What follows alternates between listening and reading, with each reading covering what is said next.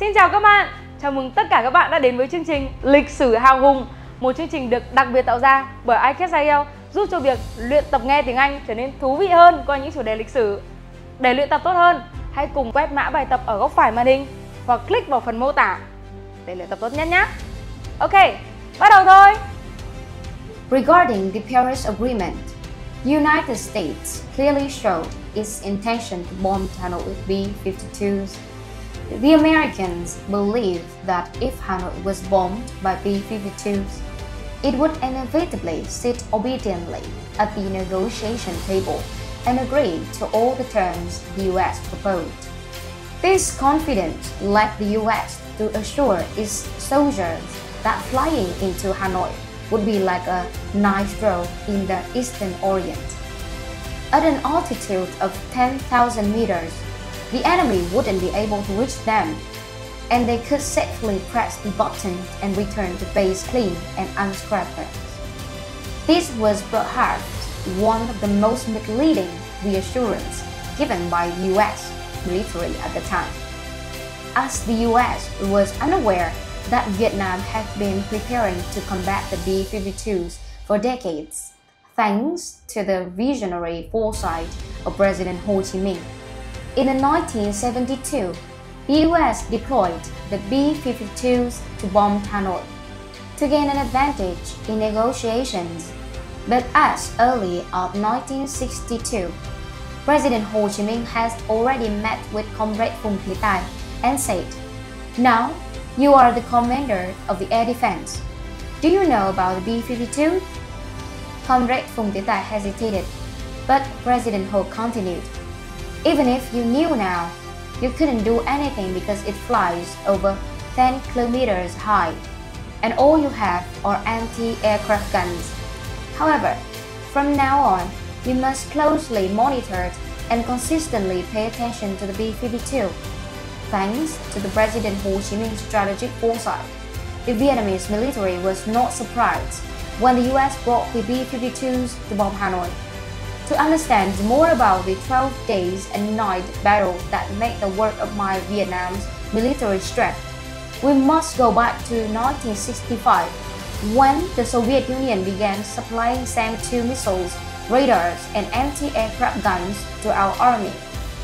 With these weapons from the Soviet Union, the prospect of shooting down B-52s became brighter than ever.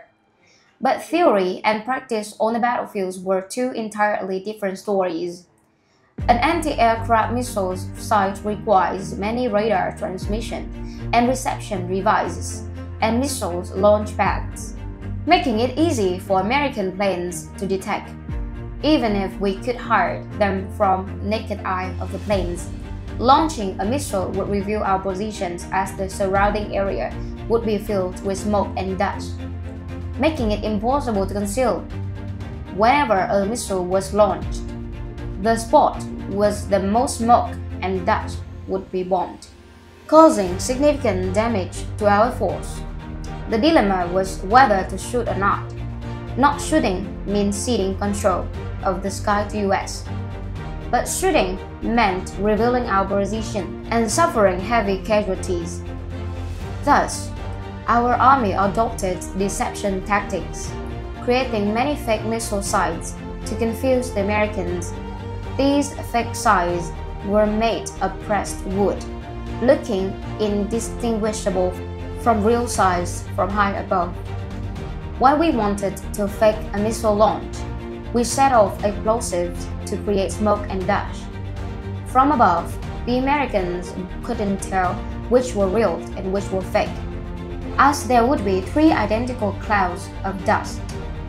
These fake sites cost the US countless bombs and resources, as every plane reported back that it had destroyed several missile sites, only to be puzzled the next day when they saw missiles being launched from the same spot. This made it much more challenging for the US to combat our missiles. The Americans underestimated Vietnam, thinking it was backward and rural. They believed that since we received the missile in 1965, it would take until 1966 for us to learn how to use them. To quickly counter our missiles, Americans' planes were equipped with metal strips on their wings to jam our radar. This made it impossible for our forces to accurately pinpoint the plane's coordinates. How does radar jamming work? The principle of radar operations involved transmitting electromagnetic waves in pulses. When these pulses hit an object, they reflect back to the source. By calculating the time between sending and receiving these pulses, we can determine critical parameters to locate an object in space. Radars helps accurately pinpoint position of planes so that missiles can be directed to destroy them. However, if the radar signals were jammed and cannot determine the target's location, the missiles are rendered useless.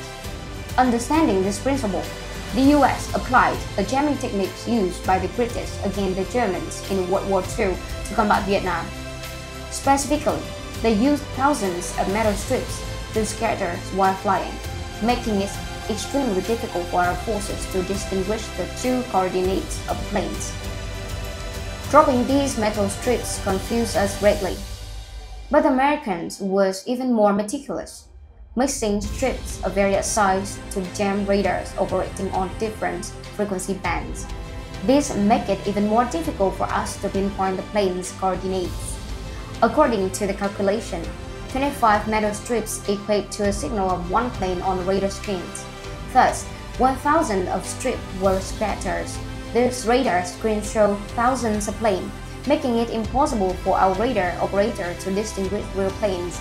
We deceived the Americans with fake size, and now they deceived us with countless fake planes. How do we solve this problem? Was there any Soviet or American document that could solve it? Or did we have to concede defeat to the US at this stage? Surprisingly, what seemed sophisticated to the Americans was simple to the Vietnamese, like a video game. The metal strips could not fall as fast as planes, but on windy days, they felt even quicker. Our radars operators only needed to wait a few more minutes to see the plane's true coordinate. Once identified, missiles could be launched, and the planes wouldn't escape. However, the Americans challenged us further with another jamming technique. Bomber formations flew ahead while two EB-66 planes circled behind to jam our radar. Unlike the metal strips, waiting wouldn't solve this type of jamming, and failing to break the jamming would lead to significant losses. How did our troops solve this problem? Stay tuned for the next episode. Goodbye for now, and I'm going to see you guys in the next episode of Glorious History. Chương trình xin được phép tạm dừng tại đây. Đừng quên ấn like và subscribe nhé.